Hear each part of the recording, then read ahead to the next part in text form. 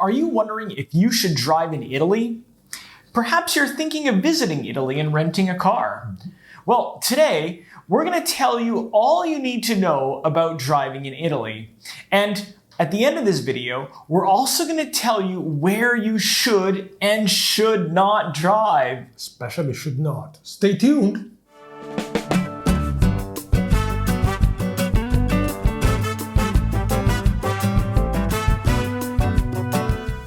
Hi everyone, I'm Rick.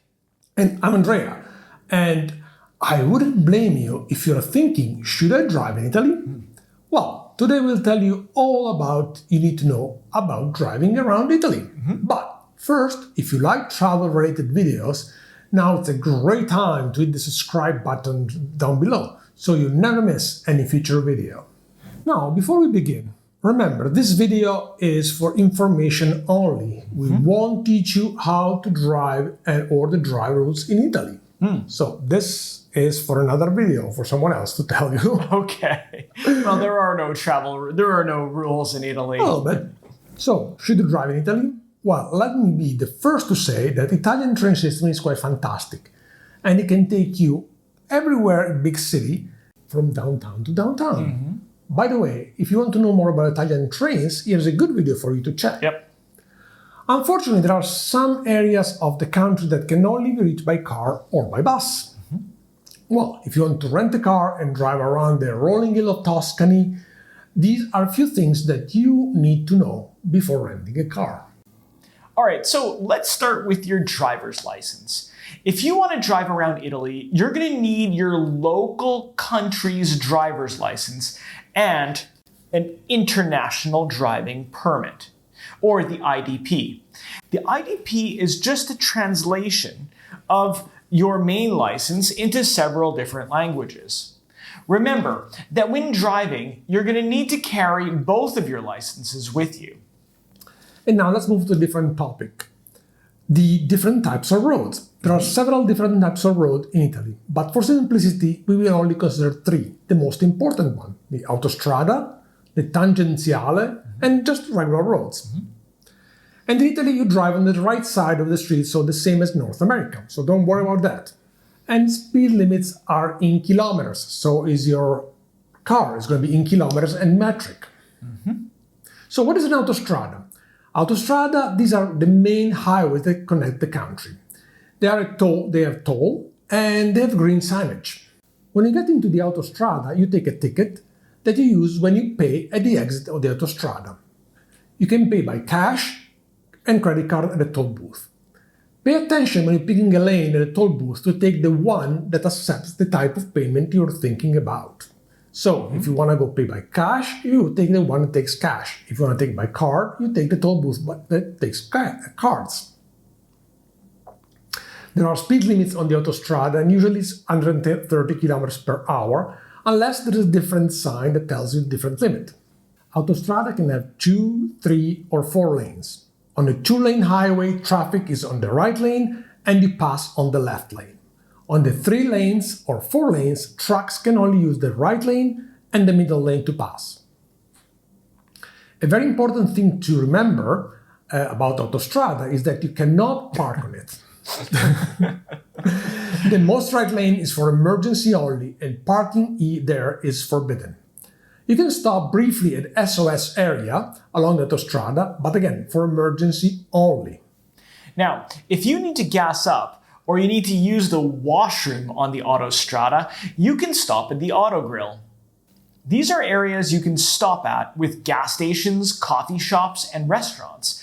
And here you can buy pretty much anything you need, from beer to cigarettes, sunglasses, or even a phone charger. Obviously, you can have coffee and food. And guys, the price of gas at the autogrill can be slightly higher than on the regular roads. And also, bathrooms are usually free. Also, in Italy, it's normal to see people peeing on the side of the road. I won't do it though.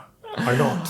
Look, when you drive back on the autostrada from the autogrill, you're also going to have a corsia d'accelerazione. And these are merging lanes in Italy, and they are very different from North America. Take a look. Check.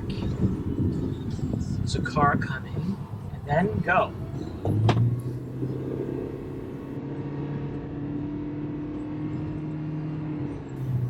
One thing that might be a bit confusing on the autostrada, and in Italy in general, is the fact that the signs do not show the cardinal direction. Rather, they show the last stop of the autostrada. So, for example, if you are in Rome and you want to go to Florence, you will have to take the autostrada towards Milan. Who knew? So we suggest you to do a little research in advance on where you want to go and how to get there. Also, be aware that GPS in Italy and in Europe in general might be a little off. So check your itinerary in advance and ask a local which one is the best way to get to your destination. And then compare it with what the GPS tells you to do. Yeah, great idea. Now, let's move on to the other two types of roads, the tangenziali and the regular roads. The tangenziali are very similar to the autostrada, but they have blue signage, and they're free.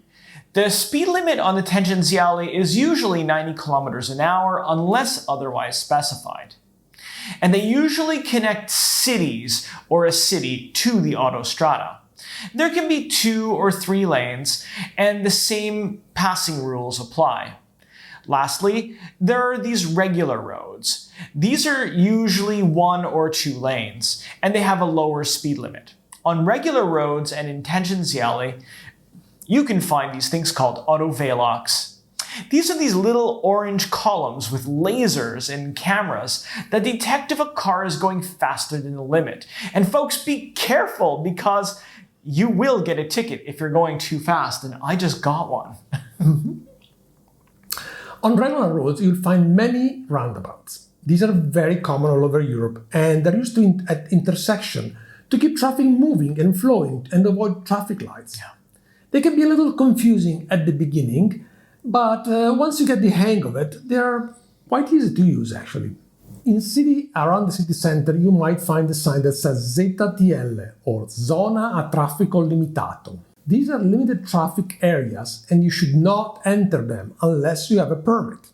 If you do drive in one of those, there will be a camera that takes a photo of the license plate of the car, and you will receive a ticket in the mail. A very important tip for you when you book a hotel in Italy is to ask if it is located in a ZTL. If that's the case, you can ask them to provide you a permit to access the ZTL, so you can get to the hotel by car. Yep, great advice. All right, so let's talk about parking. In general, you can park on the street unless you see this sign.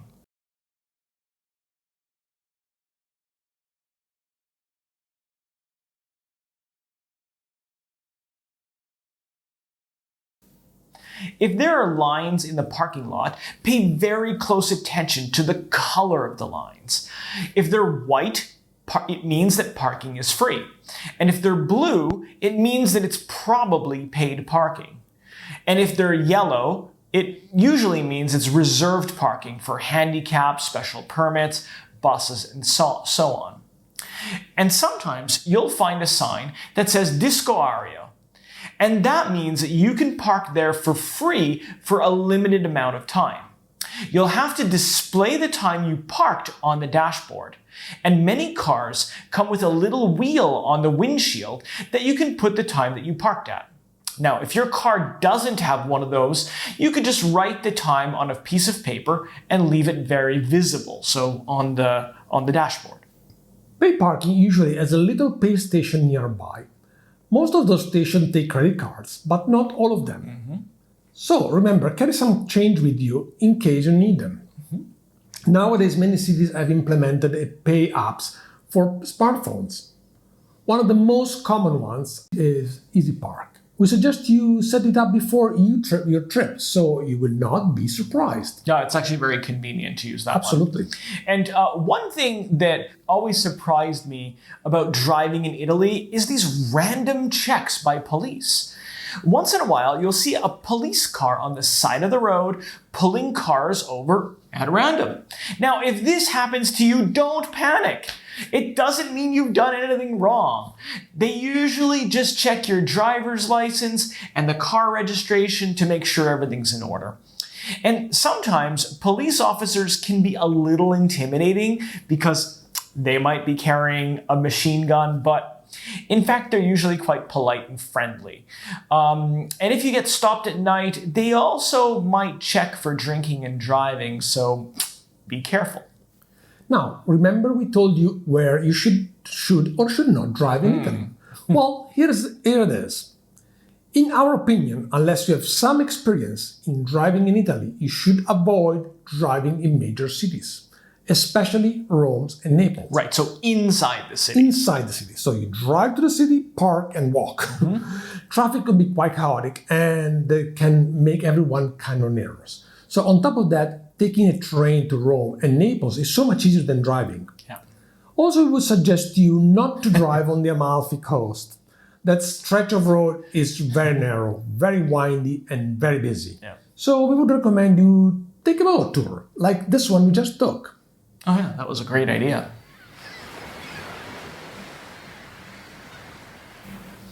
For North American drivers, remember that turning right on a red light is actually illegal in Italy, so be very careful. Another thing to know is that automatic cars in Italy are still not all that common. So if you don't know how to drive a standard, remember to ask for an automatic transmission when you make your car reservation. Also, remember that roads are narrow and parking spaces are small and gas is super expensive, like more than $7 a gallon. So rent a small car.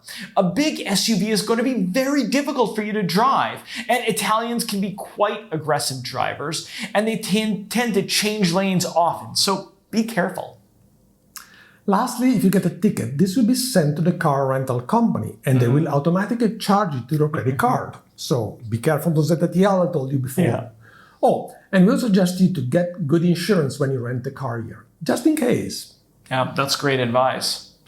Well, folks, we hope that these tips about driving in Italy has helped you out. If you follow what we talked about, you'll see that driving in Italy is not all that difficult, and you'll be able to explore more than just a few cities. And of course, if you have any questions, please go ahead and leave us a comment below, and we'll try to get you the best answer possible. In the meantime, thanks so much for watching, and we'll see you soon. Bye, guys.